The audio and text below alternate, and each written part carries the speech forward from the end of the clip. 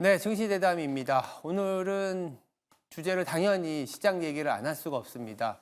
국내 시장도 2,900을 뚫을 것처럼 7월에 보이다가 한 달 내내 굉장히 부진한 모습을 보여주고 있고 2,700까지 내려온 상황입니다. 간만 미 증시도 급락세를 보였기 때문에 물론 이제 나스닥 중심이긴 하고 다우는 올라왔습니다만 빅테크의 변동성은 고스란히 우리나라 시장 특히 반도체 중심으로 시가총액이 큰 상황이기 때문에 걱정이 될 수가 있습니다. 먼저 이 그래프를 보면서 얘기를 해보겠습니다. 그래프는 경기 선행지수와 코스피 지수를 그려놨습니다. 당연하게도 글로벌 경기가 올라서게 되면 코스피도 상승하게 돼 있습니다. 2022년 9월 말부터 지금까지 코스피가 30% 상승하는 동안에는 글로벌 경기의 어떤 저점 그리고 글로벌 경기가 상승하는 구간이 펼쳐졌기 때문입니다. 지금 문제는 뭐냐면 이 경기가 꺾일 수 있다 내지는 연준의 금리 인하로 경기 회복이 될 수 있다 이런 시각이 팽팽합니다.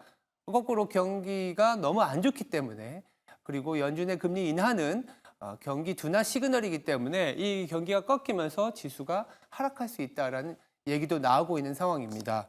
따라서 이런 FOMC 연준의 정책 금리의 방향성 그리고 이에 따르는 시장의 흐름 그 안에서 섹터는 어떻게 가져가야 될지 증시 대담에서 자세히 다뤄봐야 되겠습니다. 네, 지금 바로 시작하겠습니다.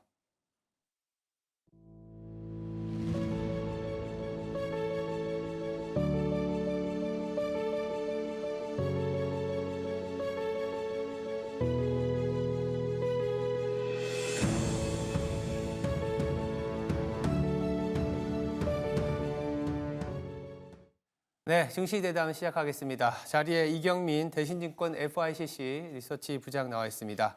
안녕하세요. 네, 안녕하십니까. 네. 딱 좋은 타이밍에 나와 주셨습니다. 네, 네. 조금 시간을 더 할애해서 시장 얘기 그리고 안에서 어떤 대응을 해야 될지 네. 얘기를 좀 나눠볼 텐데 하나하나 챙겨보죠. 일단 FOMC가 이틀에 걸쳐서 열리고 있고 물론 중노는 뭐 컨센서스는 동결이긴 하겠지만 금리 인하 시그널에 네. 굉장히 주목을 하고 있습니다. 금리 인하 시그널 줄까요? 뭐 일단은 저희는 줄 수 있지 않을까라는 네. 생각을 하고 있거든요. 일단은 최근 연준 위원들 발언들을 보면은 매파적이었던 연준 위원들도 금리 인하 시점이 가까워지고 있다. 디스인플레이션이 확산되고 있다. 이런 좀 비둘기파적인 스탠스를 보여주고 있어서 저희는 금리 인하 가능성을 열어줄 수 있다라고 하는데 예, 여기서 더 중요한 거는 경기에 대한 판단인 것 같습니다. 그렇죠. 아까 말씀하셨던 것처럼 금리 인하면 경기가 나빠진다라는 시그널이 될 수도 있거든요. 그렇죠. 근데 2분기 GDP 성장률이 예상보다 너무 잘 나왔기 때문에 경기는 둔화되지만 굉장히 견고하다라는 시그널을 던져주게 된다면 지금까지는 금리 인하는 경기 불안으로 해석됐다면 골디락스에 대한 기대감으로 전환되는 시점이 될 수도 있거든요. 그래서 금리 인하 시그널과 함께 경기 판단에 대한 부분들을 좀 더 집중해서 보신다면 이번 7월 FOMC 결과 이후에 어떤 흐름이 나올지를 좀 확인할 수 있을 것 같고요. 네. 또 하나는 지수가 많이 내려왔죠. 많이 네. 내려오면은 보통 시장의 해석은 좀 긍정적으로 하기 마련입니다.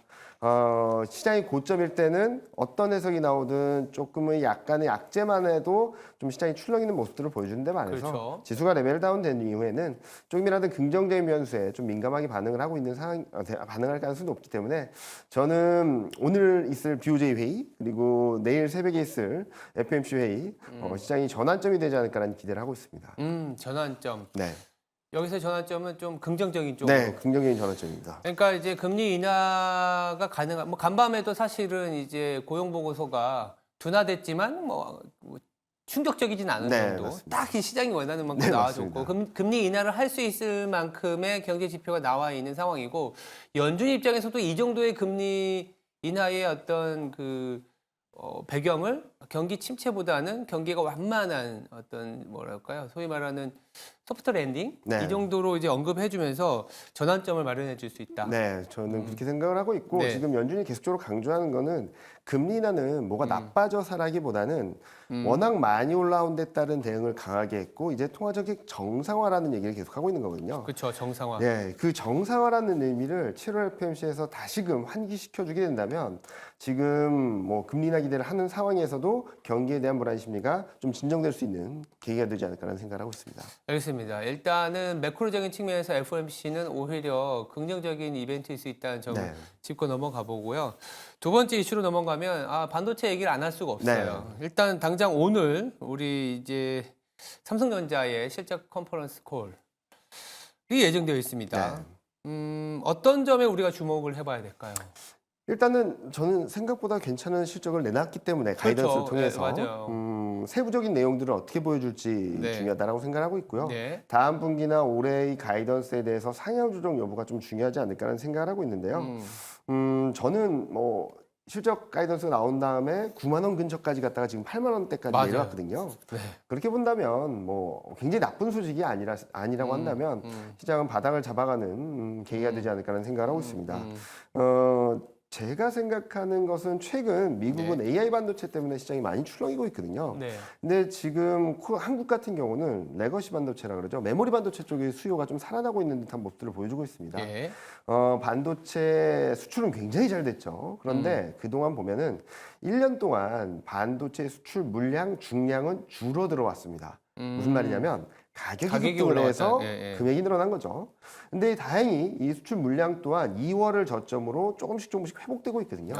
그게 본다면은 반도체, 메모리 반도체 수요가 살아나고 있다는 그림들을 보여주고 있어서 지금까지 AI 반도체에 묻혀서 소외되었던 전자라든지 그리고 메모리 반도체 쪽의 흐름들이 좀 좋아지지 않을까라는 생각을 하고 있고요. 그리고 또 하나 많이들 기대하시는 엔비디아 콜테스트 여기에 대한 언급이 있으면 좋을 것 같은데 이 부분은 탄력을 결정하는 변수다라고 생각하고 있습니다. 탄력을 변수. 콜테스트에 아직은 통과하지 못했다라고 한다면 출렁임은 있겠지만 방향성은 우상향이라고 보고 있고요.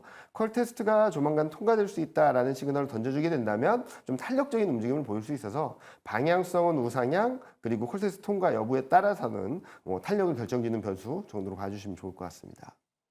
월 초에 이미 삼성전자가 실적 가이던스를 내놔서 실적 자체가 서프라이즈하게 나왔다는 걸 알고 있고 사실 삼성전자는 AI에서 조금 뭐니까 소외됐다고 하면서 못 들어갔던 거잖아요. 그래서 실적 자체가 AI 쪽보다는 레거시 반도체 쪽. 그래서 아마 그 안에서 실망할 내용보다는 AI 반도체에 없어도 이 정도고 만약에 추가되면 더 나올 수 있다는 방향성이기 때문에 오히려 우리 시장에서의 삼성전자의 버팀목 역할이 더 주목이 될 수 있다.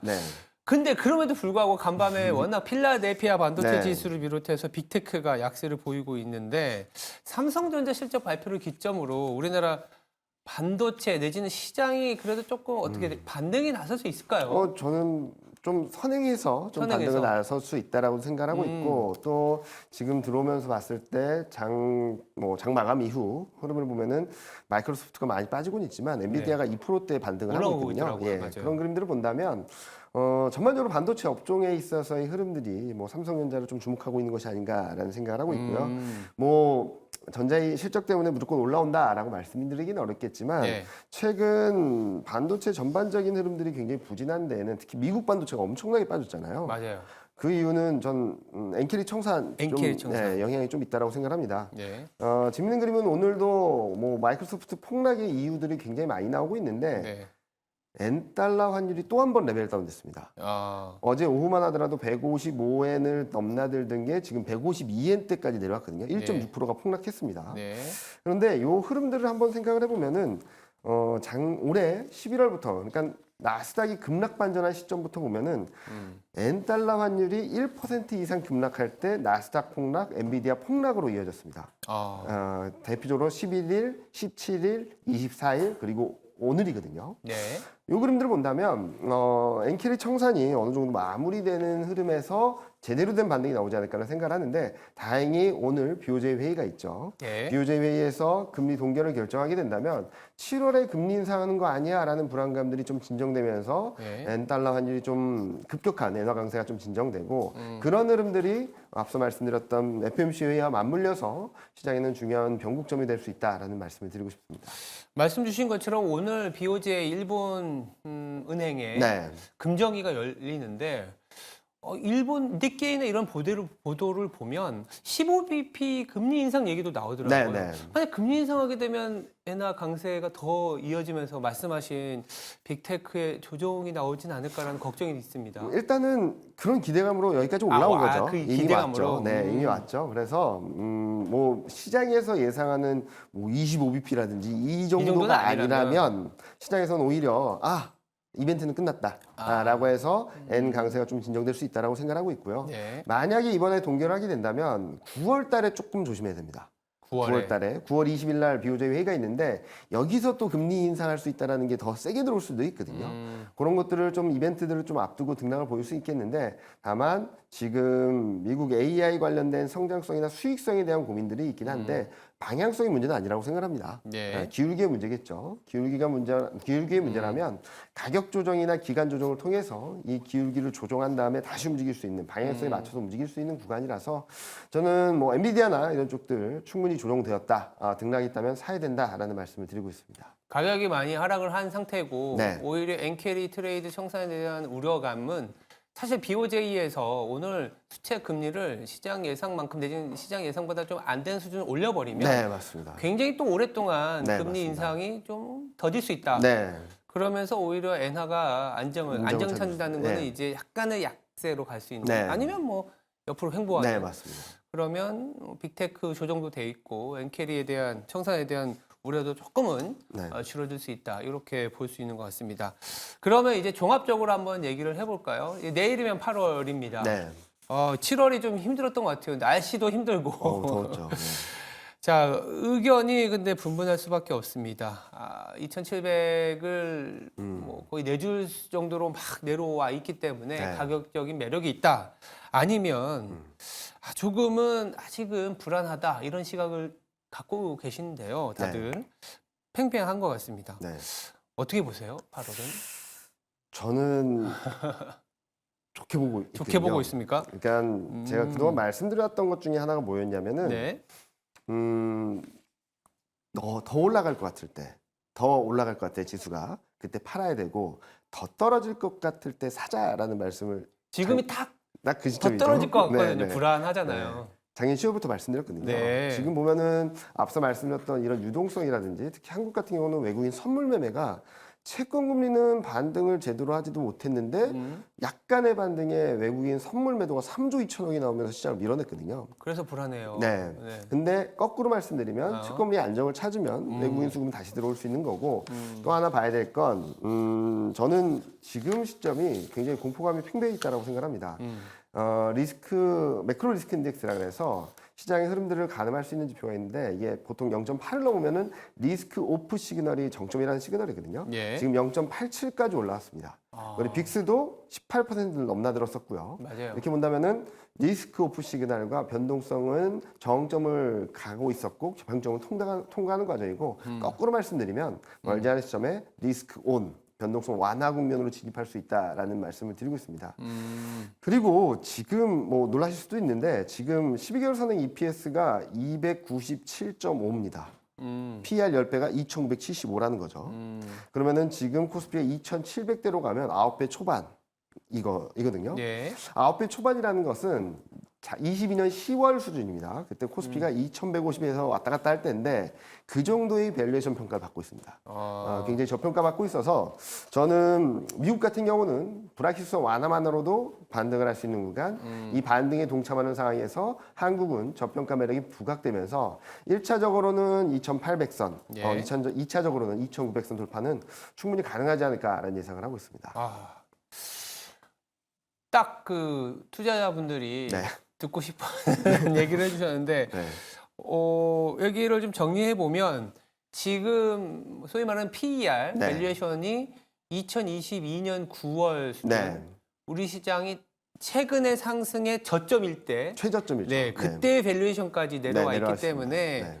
물론 뭐 여러 가지 이벤트들이 또 힘들게 할 수는 있겠지만 네. 지금 뭐 경기 침체로 가는 시나리오는 맞습니다. 아니라고 네. 보면 그때 경기 침체의 프라이싱은 엄청나게 하냐 마냐였잖아요. 있습니다. 네, 맞습니다. 네. 근데 지금은 경기 침체의 프라이싱은 아니기 때문에 약간 상승의 각도가 조금은 기울기가 낮아지는 상황에서의 이 정도 하락이라면 네. 살만한 구간이다. 맞습니다.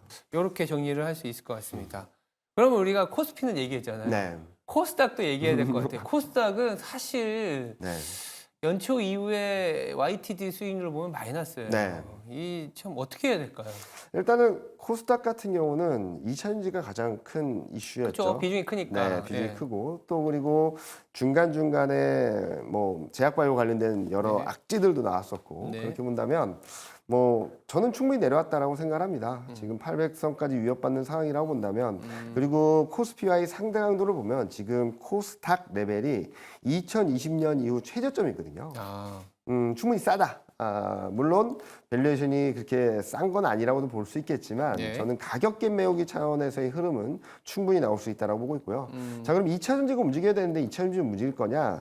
2차전지 실적에 대한 불확실성은 여전히 높습니다. 그렇지만 주가는 이미 충분히 내려온 상황이라서 실적이 더 나빠진다. 그러니까 3분기, 4분기까지 더 나빠진다라는 그림만 아니라면 충분히 반등할 수 있는 룸이 남아 있어서 저는 지금 코스닥 같은 경우는 850, 60 정도까지는 뭐 8월 중에 가능한 레벨이 아닐까라는 예상을 하고 있습니다. 그러니까 이제 사실은 코스닥하고 중소형주 좀 다를 수는 있습니다. 네. 말씀하신 것처럼 코스닥은 지수의 또 시가총액의 많은 비중을 2차전지가 맞습니다. 차지하고 있기 때문에 2차전지의 흐름에 따라서 코스닥의 방향성도 좀 달라질 텐데 2차전지가 하락폭이 좀 컸었다. 네, 맞습니다. 이렇게 보고 있는 거고 중소형주도 약간 가격적인 매력, 네. 금리 인하가 도움이 우리 시장에 될까요? 저는 미국 금리 인하 시그널을 던져주게 된다면 한국도 8월 금리 인하 가능성이 열릴 수 있다고 8월에 생각합니다. 우리가 열리니까. 네, 그러니까 좀 중소형주 코스닥이 그런 부분에 있어서도 좀 갭을 메우는 흐름들을 보여주지 않을까라는 예상을 하고 있습니다. 코스피, 코스닥이 워낙 지금 가격적인 매력이 높은 네. 상황이기 때문에 코스피가 들어서게 되면 코스닥도 같이 움직일 수 있다. 네, 같이 움직일 네. 수 있고 상대 수익률이 워낙 하락했기 때문에 그 갭 메우기 차원에서도 중소형주도 나쁘지 않을 수 있다. 자, 이렇게 본다면 지금은 어떻게 보면 전환점이고 네. 공교롭게도 이제 7월 말에서 8월로 넘어가면서 악재를 털고 이제부터는 가격적인 매력도가 높아질 네. 수 있는 상황인데 이럴 때 우리는 그러면 어떤 업종과 투자 전략을 갖고 가야 되는지 네. 정리해 볼까요? 일단은 올해 뭐 작년부터 흐름들을 보면은 월말 월초에 변곡점이 항상 나왔습니다. 아, 월말 월초에 2023년 10월 말에 2,300을 깼다가 올라왔고. 드라마틱한 반전을 아, 했고요. 그렇죠. 예. 1월 2일 날 고점 찍고 꺾였고요. 네. 계속 월말 월초에 변곡점을 만들었는데 이번에는 내려온 상황에서 변곡점을 맞게 된다면 위쪽으로 봐야 되지 않을까라는 생각을 하고 있고요. 따라서 실적 대비 저평가됐다고 볼 수 있는 네. 반도체와 자동차 그리고 소외되었고 성장주로서의 매력이 조금 더 부각될 수 있는 2차전지와 인터넷 이 또한 실적 대비 저평가돼 있다고 보고 있거든요. 네. 요 네 개 업종을 한번 주목해 보시면 좋겠다라는 말씀을 드리고 있고요. 네. 물론 여기서 이제부터 3,100 갑니다라고 말씀드리기 되게 어려울 것 같아요. 아까도 잠깐 말씀드렸듯이 네. 9월 달에 또 FMC, BOJ 전후로 해서 점도표 어떻게 변할 거냐, BOJ는 금리 인상을 할 거냐 말 거냐 이런 것들로 인한 등락은 좀 있을 거라고 보고 있거든요. 예. 따라서 이번 반등은 2,700 초반에서 2,900, 230선까지 열어놓고 네. 저점 대비 200포인트 정도의 상승 여력을 열어놓고 트레이딩 관점에서 접근을 하신다면 네. 충분히 수익을 내고 어느 정도 차익을 거둘 수 있는 그런 구간으로 진입할 수 있지 않을까 하는 전망을 드리고 있습니다. 일단은 뭐 하락세가 진정이 된다는 측면에 주목을 해야 될 것 같고 거기다가 8월은 생각보다 매크로적인 측면이나 어떤 가격적인 매력도가 높아질 수 있기 때문에 일단 한 달 보고 가시죠. 뭐 네, 9월까지 그러시죠. 생각해만 네. 되고 8월은 나아질 수 있다라는 생각으로 접근해 보면 될 것 같습니다. 오늘 굉장히 귀한 말씀 감사드리고요. 지금까지 이경민 대신증권 FICC 리서치 부장이었습니다. 말씀 감사합니다. 네, 감사합니다.